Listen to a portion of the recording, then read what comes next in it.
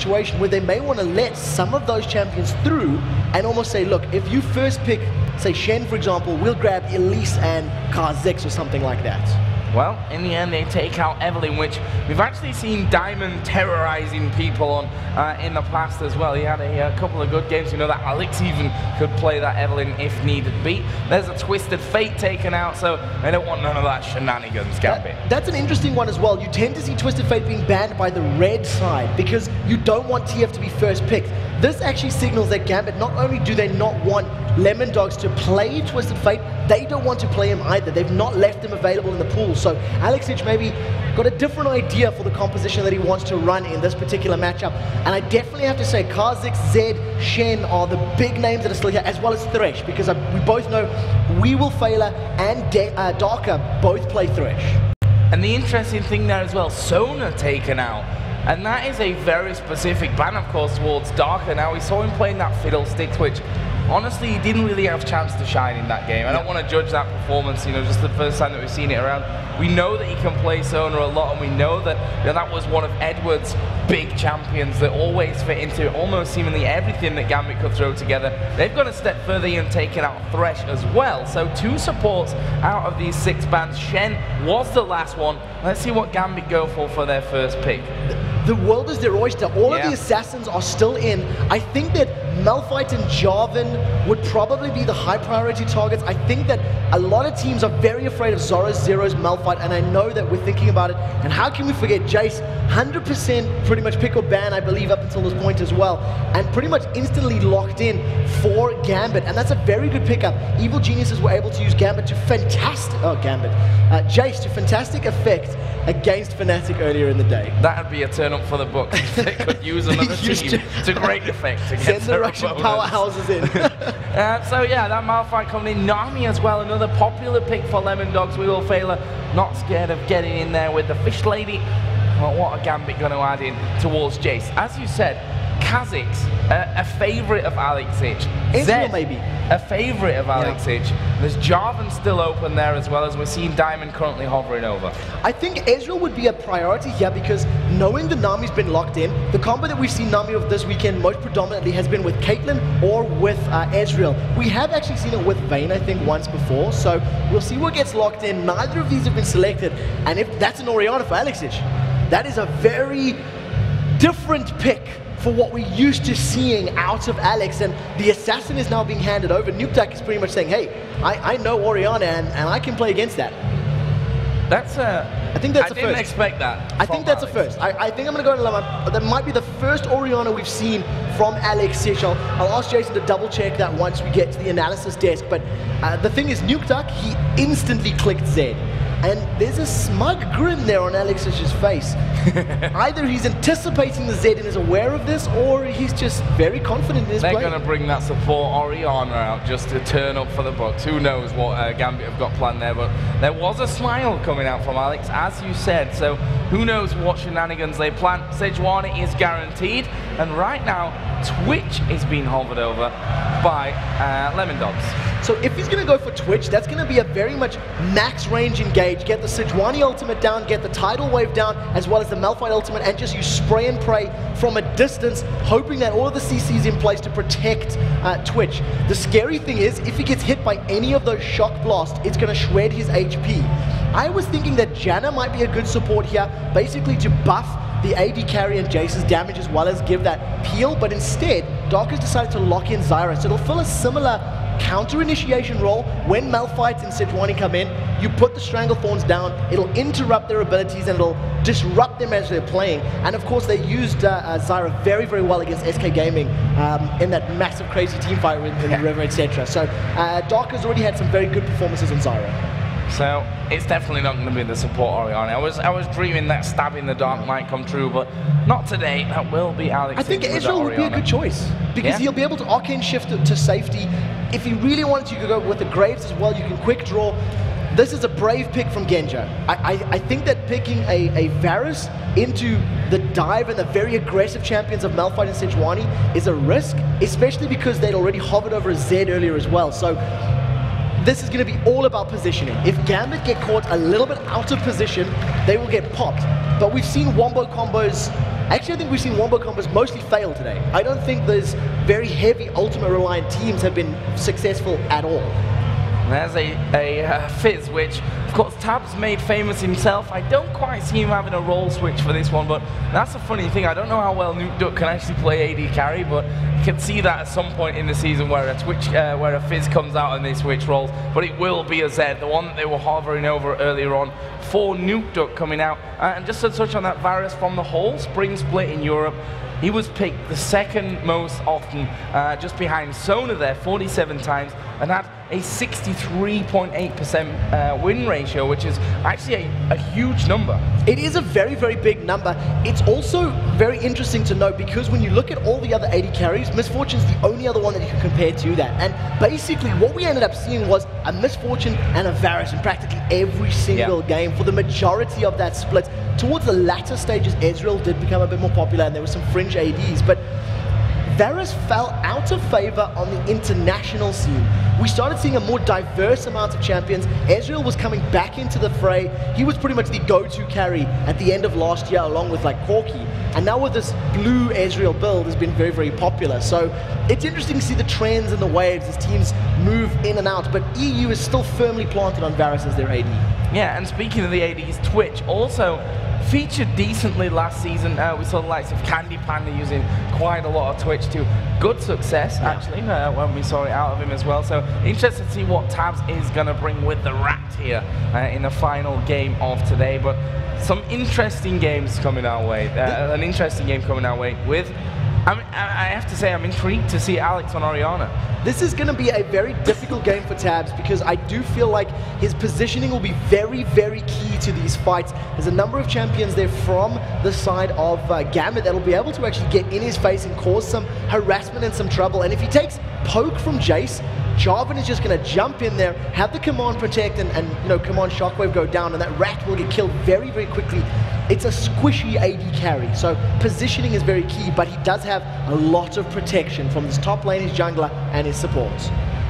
Last game of the day incoming then is Gambit Gaming versus Lemondogs. These two teams tied up, 2 wins, 2 losses apiece, and the winner will actually be catapulted pretty high up in the table, funnily enough. Guaranteed second position, pretty much, because the rest of the teams are sitting in third position, correct, because it's 1 and 1 are both tied. So basically whoever loses that matchup tomorrow, MYM versus Alternate, will then determine who goes 5-0 of the new teams in the Super Week. But that's tomorrow. Right now, the last game of the day, Gambit versus Lemondogs. So here we go then. Let's see how much of a toll this long day for Lemondogs has really had on them, you know. 4 games, we've already mentioned that, more than any other team here today.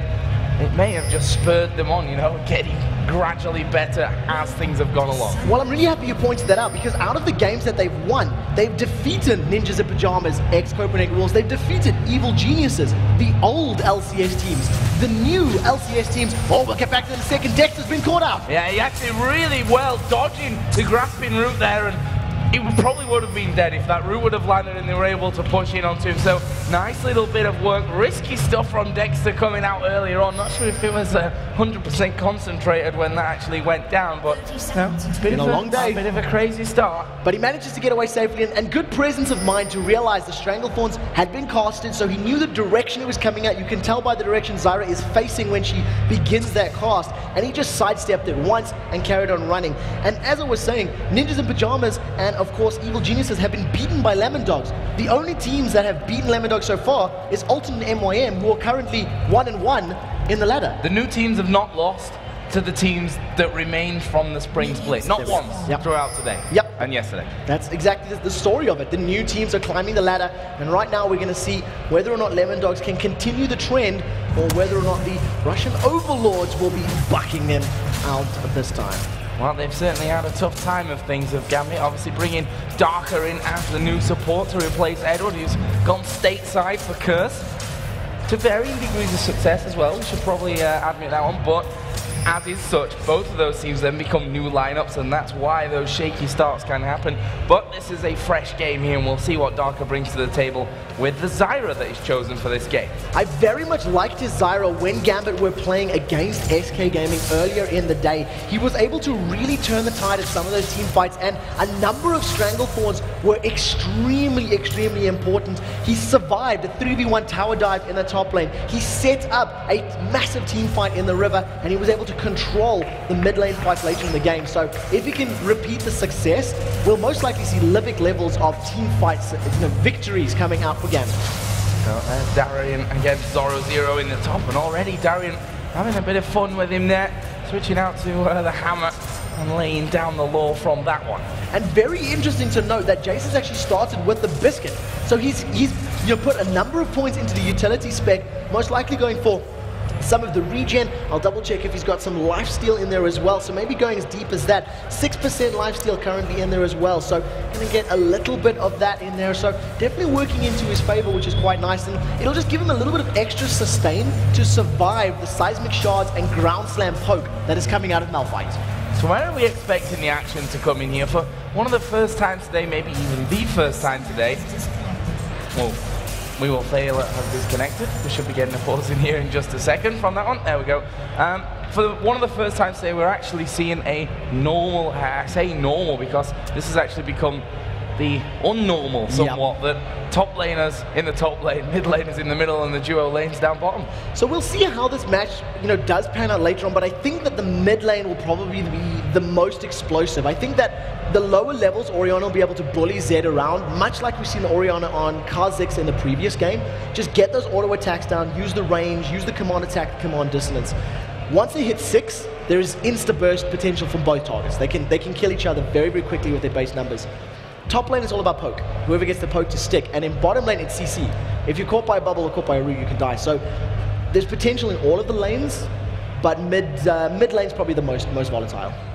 Okay, so just to give you guys here in the audience and at home a little bit of information, apparently we do have a couple of network problems here that have resurfaced, and as you can see we have the IT guys and our Riot admins behind them there just to make sure that all the problems are going to be sorted out. Here we are going to have a quick on pause just to see how the whole situation is going down. Hopefully it will be resolved here shortly. Yeah, at the moment right now there's been a number of connectivity issues.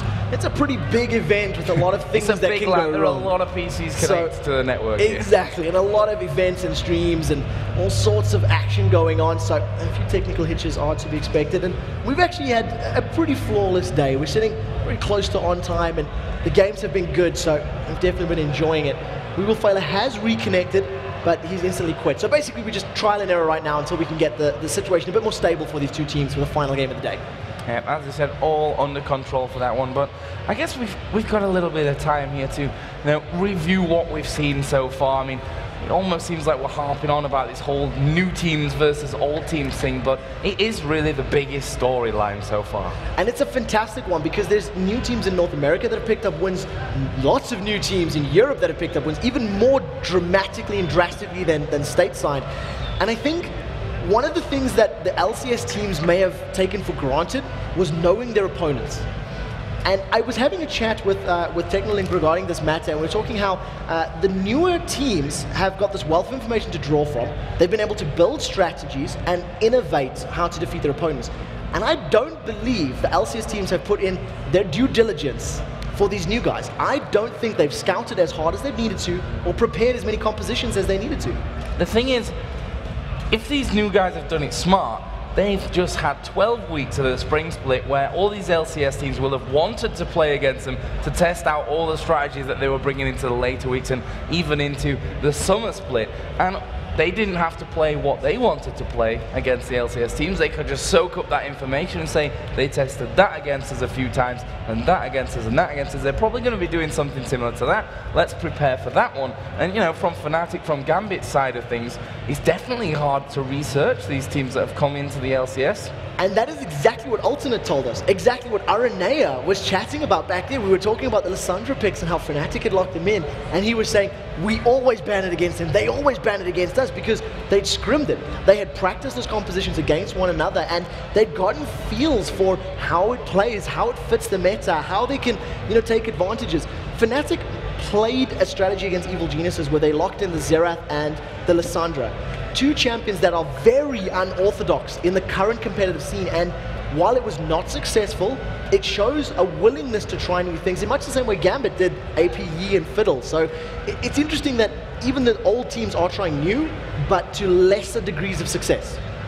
So wewillfailer has reconnected here. Obviously we are just a little bit behind, so hopefully that issue will get tested in here and maybe resolved in just a few seconds. So don't go anywhere. Yeah, we're hoping for the best right now. Of course, if we can get into this matchup, it will determine who is going to go 3-2 and who is going to go 2-3 right now, because a couple teams sitting down at the bottom of the table at 0 and 4. And I think the matchup that everybody's looking forward to is tomorrow. MYM versus Alternate is probably going to be the matchup of the day, just the matchup of the weekend, because both of these teams have gone undefeated. One of them is going to go to home 4-1. Well, that's the funny thing, that is going to be the game of the week, not the first one, Gambit versus Fnatic, but Meet Your Makers versus Alternate, which, I don't know, is the beauty here of the LCS, that we are seeing so many surprises coming out in this one. But we are back into the game here. Seems like the problems have been resolved, and we can get things back underway. Quick update on it, it's 3 minutes and 30 in, no first blood just yet, no towers going down. Still very early doors between these two teams. And as we said, pretty standard lane setups, if we can call it standard anymore, with the dual lanes facing off in the bottom, Orianna versus Zed in the middle, and then of course Malphite Jace in the top lane. And pretty much as predicted, if you look at the HP bars on the sides of your screen, you'll notice that Zed was a little bit lower than that of Aleksei. He's using the range of Orianna to poke him down. Nukeduck was forced to back away a little bit, rely on that rejuvenation bead to keep stocking up HP, and this is something that we've seen when 3.7 was introduced, and some of the statistics on the HP pots were changed around and whatnot. Buying a rejuvenation bead, keeping it for a prolonged period of time, and basically earning that money back by regenerating your HP. So instead of buying multiple pots, you just buy the rejuve bead, sell it for a portion of its cost, and you lose 30 or 40 gold, but that would have been one potion, and you use it for the period of time that would have got you 5 or 6. Exactly. Very cost effective. That's the big point of that one.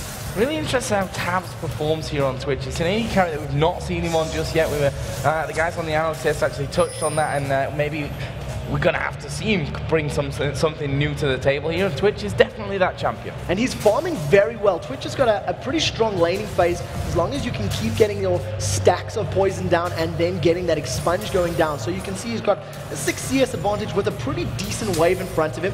In addition to the damage, he's also got the Nami on hit that's always going to play into his favor. Right now, poking back and forth between Darien and Zorozero, working towards, or almost out of those pots, but Darien has already backed. He's come back to lane with that Fairy Charm as well as those boots. And the fact is that Jarvan is up on that top side of the jungle as well. We can see he is going to be met by Dexter, and the ball is going to go actually in onto him here. Diamond putting some damage back, but we will see Darien getting involved as well. Meanwhile, in his middle lane, Aleksei and Nukeduck going head to head. The Ignite is going in there. Is he going to have the damage to finish things off here? Nukeduck actually turning back. Aleksei flashing away from that one. He was very scared of the damage. Yeah, but take a look at this. Jarvan is coming in. If he gets a knock-up, Nukeduck may be in trouble. One more hit, but the slow, the permafrost. And he gets the flash away as well there, Alex. That was, Nukeduck, that was perfectly timed. And I'm surprised that it even got to that, because Sejuani was tracking Diamondprox the entire time south through that jungle. Now, to begin with, that all began with Aleksei running a little bit scared. He didn't look at the energy costs on Zed, and I think if he had stuck and got 2 or 3 more auto attacks down, he could have killed Nukeduck before he was forced to flash away. The energy regen on these ninjas is pretty high, but I do feel like he was very, very low.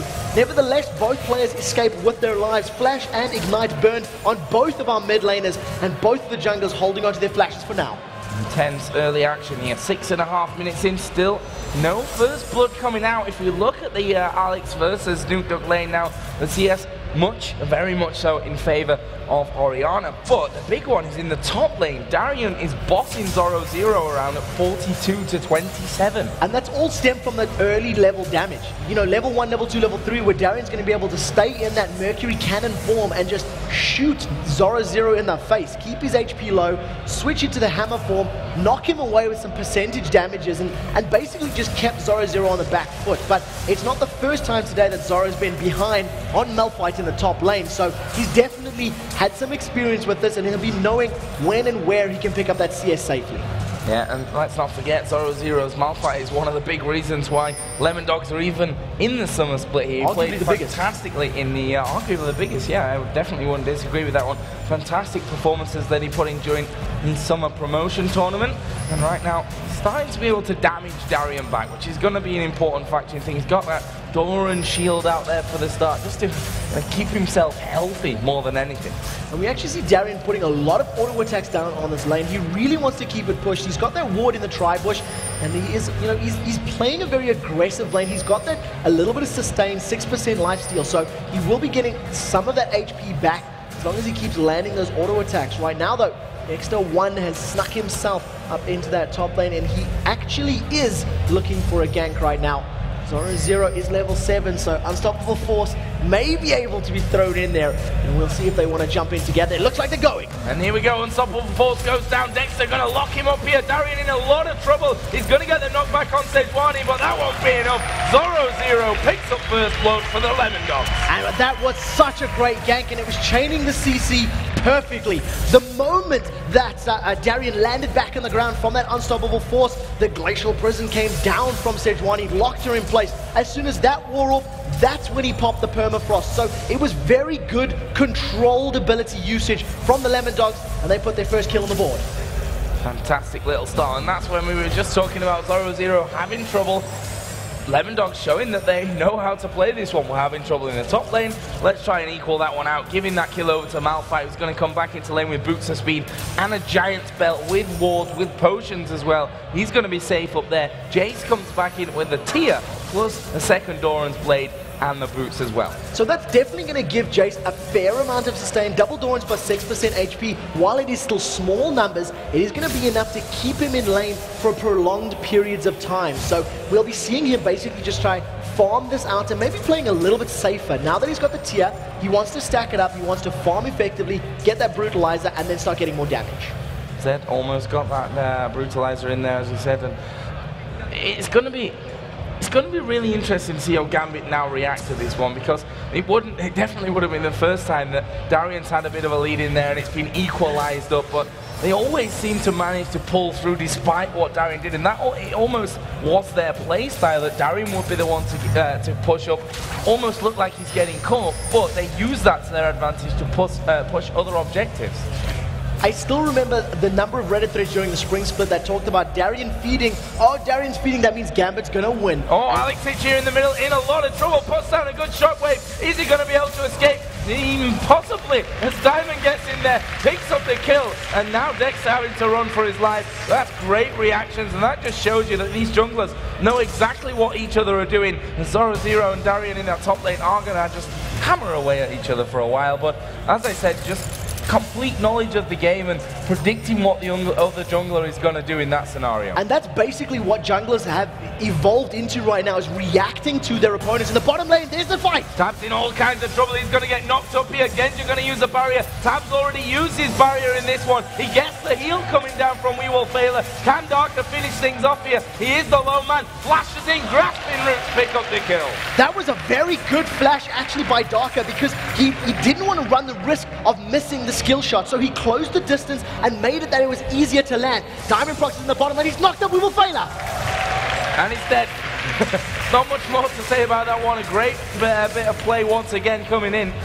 And That's incredible stuff. Darker and the Edward is not the only one who can secure kills in a Gambit uniform. And he went 3-0 with Zyra when they beat SK Gaming earlier today. So if Darker gets on a roll and is able to control the fights like he has just done right now, it's definitely going to play into their favor. And I'm so glad you said in the style of Edward.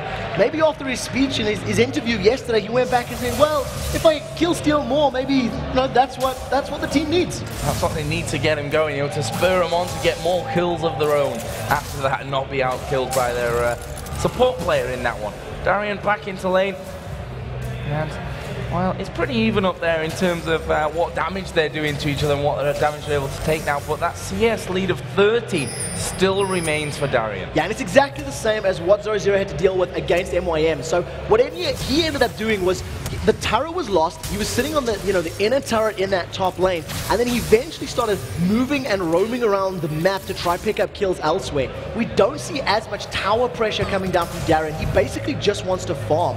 We do see though, Diamondprox with the Cataclysm available has snuck up into this top lane. Unstoppable Force as well as that Flash is available for Zorozero, but look at the damage he's gone in! They're going in for that one. Dexter's going to come down as well. Has Darien got the health to get away from this one? Just about now, but Dexter got the speed to chase in and finish off the kill. In the meantime, we saw Diamond finishing off Zorozero, but now Nukeduck's coming in. There is the slide away, but the ultimate coming down. This is a dead Diamond. Nukeduck gets the kill. Diamond hesitated for half a second. It allowed Nukeduck to get in range to cast his death mark. That meant at the moment he started chasing down Diamondprox, as Diamond was flying through the air, the death mark flew along with him. He chased him down like only a shadow can and secures themselves another kill. Lemondogs, while they are a kill behind, they lost that dragon and they are falling a little bit further behind as far as gold is concerned. Yeah, and in the meantime, Alex may just get the finisher on this turret here. He's got 3 caster minions with him. Next wave is not quite up to his turret just yet, but he may decide to tank it out there with that command protect. No, not quite. Got the damage coming off his auto attacks just at this second. For that one, in the bottom lane, things being frozen out somewhat, but Nukeduck in the top has managed to get a good chunk of damage, but again, no turret down. So we do see a Vamp Scepter in that bottom lane in the hands of Genja, so that's definitely going to help him out, just keeping healed up, especially because Zyra obviously offers no health regen or sustain for his teammate. wewillfailer, on the other hand, with Nami, is going to have that ebb and flow to heal up his carry and just keep Tabzz a little bit healthier. You see Tabzz is also trying to work towards those Berserker's Greaves with that attack speed dagger. Basically, he wants to sidestep and avoid those grasping roots, because if he gets caught in a rat trap, he's going to die. Yep, right now, Man Moon is actually being finished off here by Jace, which, getting that in there for those early auto attacks, because quite frankly, he's using a lot of them anyway, so why not get it stacking up as early as he possibly can? Take a look at this. 2 members of Lemondogs. They're sitting up in this top lane tower. The tower took a lot of damage from earlier on. Nukeduck does have that death mark available in a couple of seconds time. It will be up in 10 seconds. And you can see Darien's like, hang on a minute. Malphite went mid. He's afraid of me. Where is Zed? Because he's missing on the map. Yeah, and a really wise choice there. Actually, Jace coming around the side of what did just time out in that middle lane. We are going to see the turret finished off by Diamondprox. That will be turret number 2 of the game after that bottom one went down. Genja getting himself the red buff as well from his side of the map. And I really like how Diamondprox approached that tower. He walked up and threw his Damascene Standard behind him. He hit the tower and then instantly got out. He was basically saying, well, even if anybody does come to chase me, I've got that, that leap that I can get away. What we do see from Zorozero moving into that mid lane is a response basically saying, I can't deal with Jace and I don't want to lose like I did earlier to Cubon, so I want to play a bit safer. I want to go up against a matchup that maybe I've got a little bit of a better chance. Almost got that Sunfire Cape done though now, and that's, when he starts to become a little bit more difficult to bully around in that form. You see that Tabzz trying to get himself back up to speed in terms of the farm as well.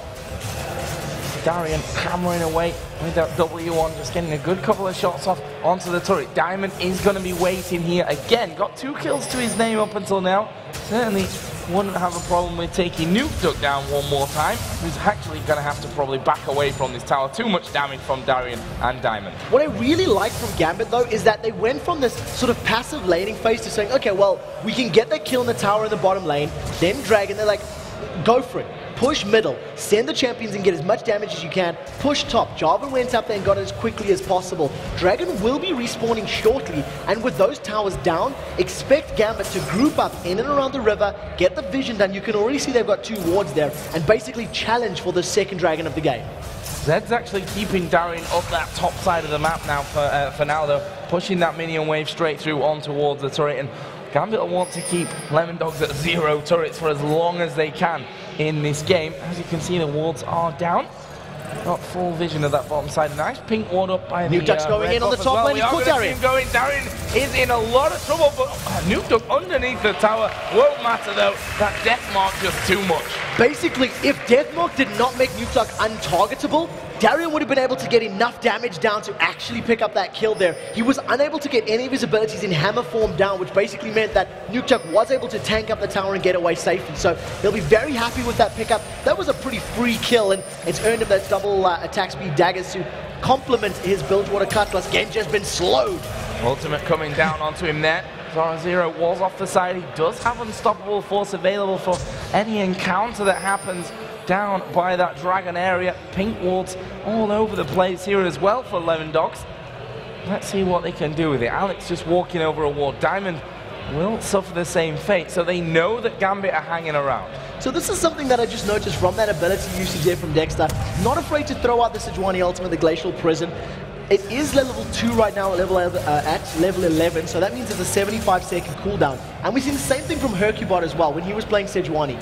Not afraid to just lob it out, just throw it. And it's interesting to see how pro players value the different cooldowns and different abilities. It is not going to be available for this dragon fight, and Zed does not have a teleport to even contest, so Lemondogs have basically given this up. They had a little bit of vision, so they knew what was going on. They had a pink ward, and they basically gave it up for free. Yeah, freebie there for Gambit. Lemondogs trying to capitalize on that somewhat by putting damage onto the middle tower. They will take that top tower as well by a Nukeduck, who finally, after so much persistence, will be able to push through from that. But look at Gambit, they're sauntering off up this middle lane. Twitch is off to the right-hand side of the jungle. They may be able to get some good damage onto it. Genja's missing though. This is the exact same thing that happened when they were playing against Evil Geniuses. Gambit were grouped up as 4, and Genja was solo pushing a lane, not there in time when the fights broke out. So he's going to need to sync up a little bit more with the rest of his teammates and be there when those fights erupt, because his ultimate and his damage is going to be crucial to controlling these fights. He's got a 20 CS lead right now over Twitch. Got that Bloodthirster finished off as well, which is going to be stacking up the entire time. He'll be quite happy with that game. That's a very typical Genja thing to do, you know, to be completely on the other side of the map to his Last team. Whisper, GA. Let's get it finished. Don't reinvent the wheel. It works. It's what works for Genja, and he likes to play that way. What I do want to note in terms of items, Aleksei has not finished his Sorcerer Shoes yet, but he's got a completed Rod of Ages as well as a completed Archangel Staff at 19 minutes, and he is stacking them up incredibly well. Yeah, it's nearly full actually. 634 out of 750 mana right now, so not going to be too long before that Zerus Embrace is all finished for Aleksei. Let's see how this one goes. He's going to get himself that blue buff as well. Always a bonus with Orianna. Basically, 3 towers, 2 dragons, plus 200 CS at 19 minutes equals OP Orianna. We'll see how he lands the shockwaves though, because we always talk about this, that a good shockwave can win you a game. A bad shockwave can lose you a game. So we'll have to see about that. We've certainly seen some fantastic shockwaves coming out today on the various people that have played that Orianna, seeming to really come into favor again. I was just about to say that I think Orianna is probably one of the standout champions for me of the weekend so far. And you know, Orianna's always been at the upper echelons of the competitive play, at least here in Europe. Not so much in some of the Asian scenes if I think, you know, about the course of the last splits and the events that have been going on. But nevertheless, a very, very popular pick, and has seen a lot of picks and bans, especially during spring. Right now, Gambit, 5,000 gold lead. They picked that dragon up about 2 or 3 minutes ago, so they will be respawning around the 23-minute mark. And basically, with all 3 outer towers down, it's farm fest until they group and push a lane together. Yep, Falcon now actually got himself a pink ward in there with the Ruby Sightstone as well. So he's going to slowly but surely start getting those wards down in the jungle from the Lemondogs and start to really strangle that jungle away from them. Take as many creeps as he can, try and catch a couple of men out, and then they can start pushing here. We can see that middle turret already taking a lot of damage as Darien here is going to be in a little danger, I think, there from Nukeduck, who's just saying, well, I'm going to take these minion waves as they come to me and try and completely throw all your CS off. So he's basically got the Blade of the Ruined King to sustain and survive any of the damage that's coming down into him, and because we've seen a giant spell picked up for Darien, he's able to survive the burst that Zed has at this moment in time. It also signals that they basically want Darien to deal with Zed when Zed is split pushing. He is one of the strongest split pushing champions thanks to his wave clear and his excellent escape ability. And of course, if you send one person to deal with him, he's just going to assassinate you. Right now, Gambit, with the map control, steal away the blue buff. Steal away the blue buff, you know, not the biggest of deals in the world when Zed doesn't obviously have that. It'd be nice on Zed 1, be nice on Malphite as well. But the big thing is that, you know, Alex, if he times it right, can have pretty much a constant blue buff throughout his times here on that Orianna. So that's the real danger. Has picked up now that Seeker's arm guard, and his Xerath's Embrace is now fully stacked up. And I think the Gambit have probably got the strongest dragon control presence out of any team here in Europe. They've got the ability to be there when it spawns, to put the wards down you know, minutes before, and really just ensure that the rhythm of the map flows in that direction. And exactly like you said, because they've got the timer and the control of the bottom half of the map, they'll extend that over to the blue buff and just keep denying that resource from their opponents. The gold is getting a little bit less as Nukeduck is able to pick up the second tower of the game, but we haven't seen any big fights. It's just been small skirmishes, and until we see a big engagement, whether or not Lemondogs can control the fight and land their ultimates will determine who will win. Yeah, much slower paced game this one, that's for sure. And that's because of their situation right now. They will both teams want to end the night here with a good, solid victory. Considering the standings for both teams, they can definitely consider that one. Although, you'd have to say, I think this is Gambit's, you know, they're probably going to feel they need this victory here if they're going to be challenging at the top of the table come the end of the season. Yeah, definitely. And one of the things that I do want to correct myself on, Genja has gone and proven me a liar because he didn't go for a Last Whisper second. He skipped item number 2, went straight to item number 3. He's picked up a GA as his second item, and that's purely because he is terrified of the dive potential of his opponents. Right now, Aleksei is actually chasing down Nukeduck, and Nukeduck's going well with the Seekers, with the Seraph Shield, and all of that HP. I mean, that's 2,300 hit points on Orianna. He's actually not able to chunk through that until he finishes up this Last Whisper, and maybe a little bit more AD. Look for the Chain of Corruption. Can Genja hit it? This is the hardest AD carry ultimate to land, and no, he does not.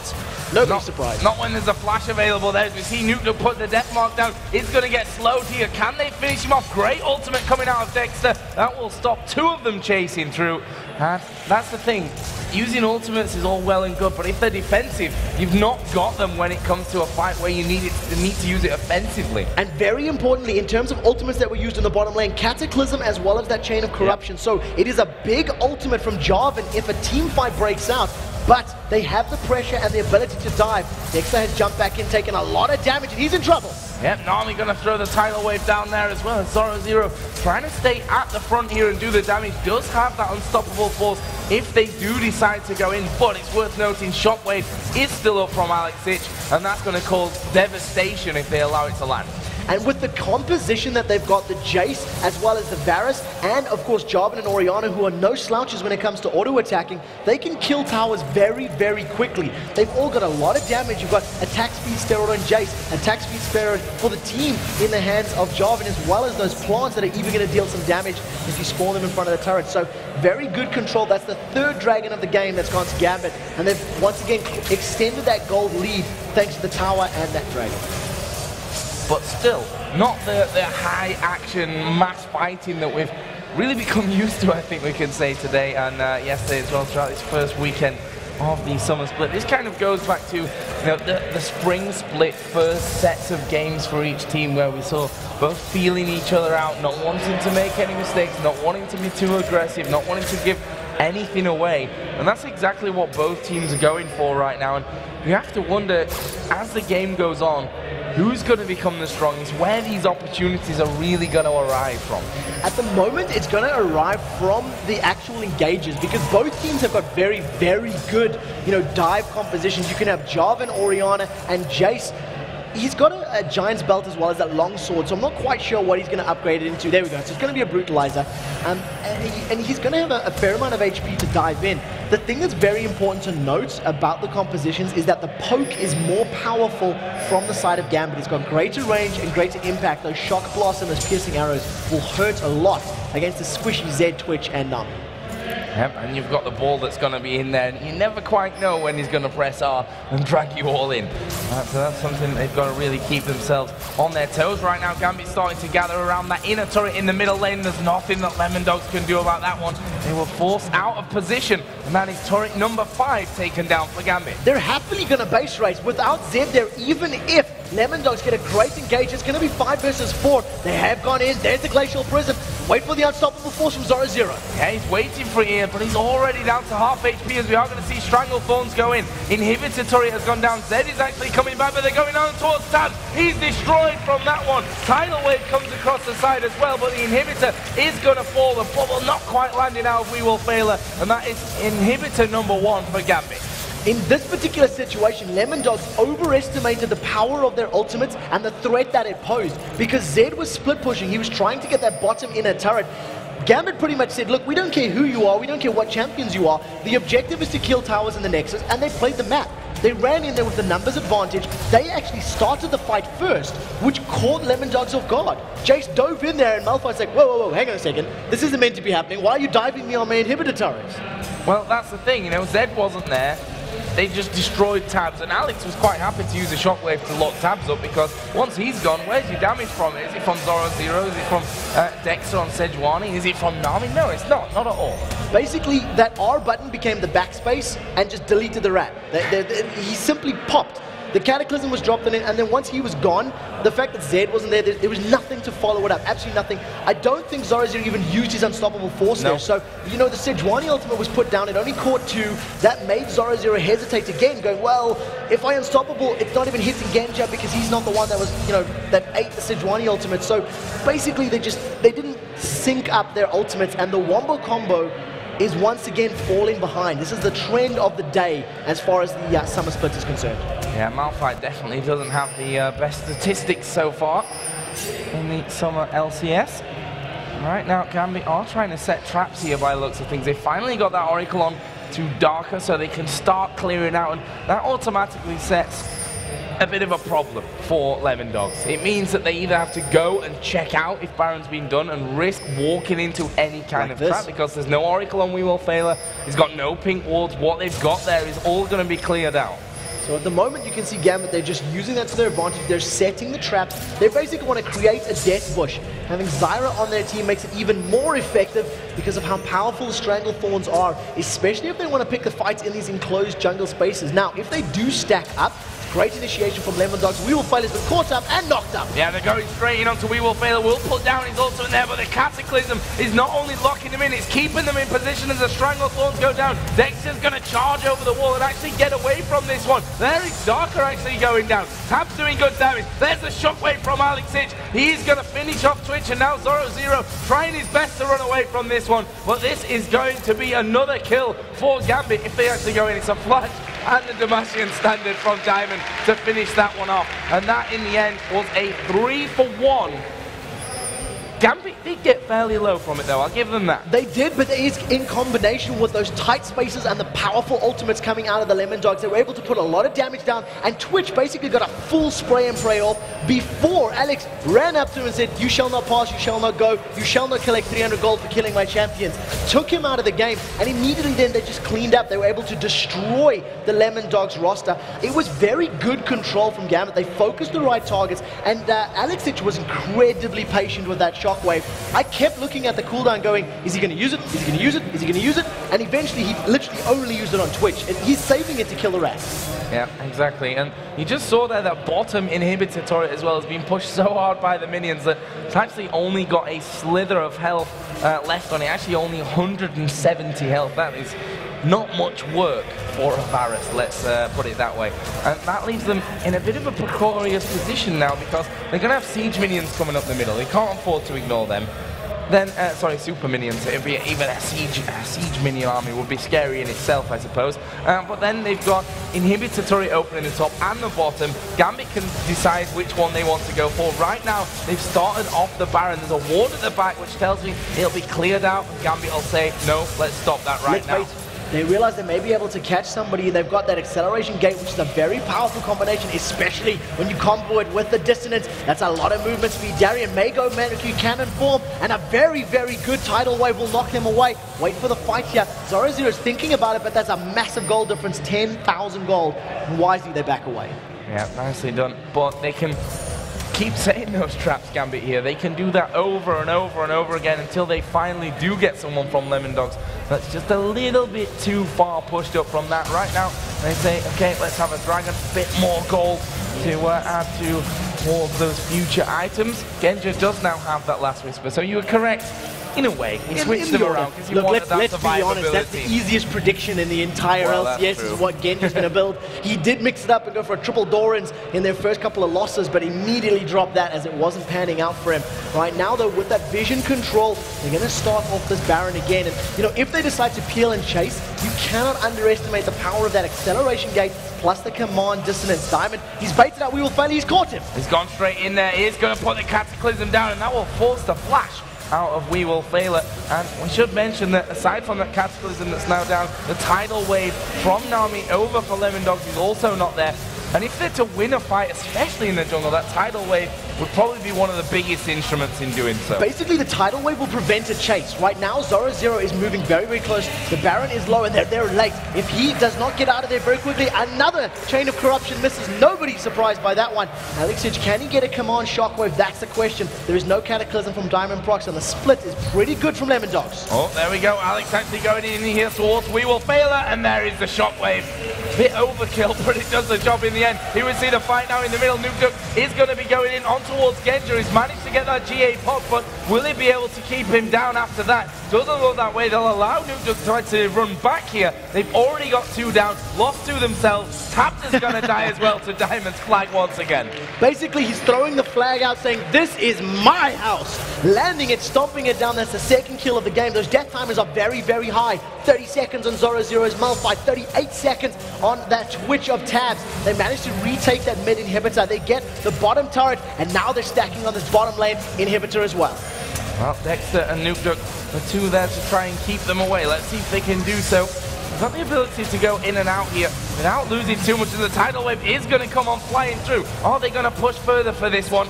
No, they're not. Actually, Bubble will knock both Alex and Genja into the air from this, but Diamond is pretty much holding them back there. They're a little scared of that knockup and what could follow through. Here comes the chase. Diamond goes back in. Actually, they're going to put the Cataclysm down. There is the kill as well. Amazing stuff coming out from Gambit. They pull out, they go back in, doing it expertly. Diamondprox not satisfied with the Cataclysm not getting a kill. Alex has been caught. There's the deathmark. Shockwave is down. Yeah, Shockwave doing a lot of damage. He's going to Zonya's up here as well to try and prevent that final bit of damage, and he is still alive. Gets himself the shield on as well. Zorozero going to be locked down by the chain of corruption, and Alex survived. Unreal. How did he survive that one? So much damage coming his way.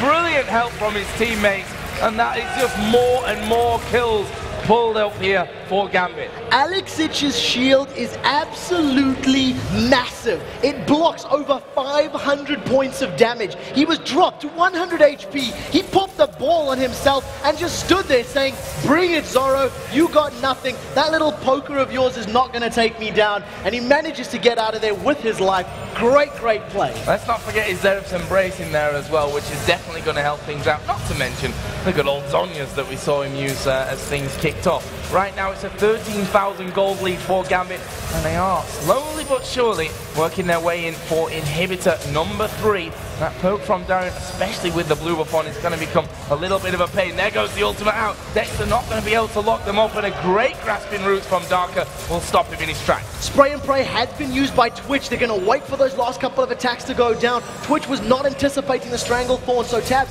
unable to make an impact. There's the Unstoppable Force! Unstoppable Force coming in. Deathmark is down. Genja going to get popped here. Doesn't, of course, have his Guardian Angel. Darker in trouble. Alex will be the next focus. He's Shockwave 4 of them, but he will, sometime in the near future, die in the end, or will he? No! He survives again. Ridiculous. Zerif's Embrace, Sonya's up in perfect timing for that fight. Aleksei, I apologize for doubting your Oriana. He's gonna go down to the turret. No, turret was killed.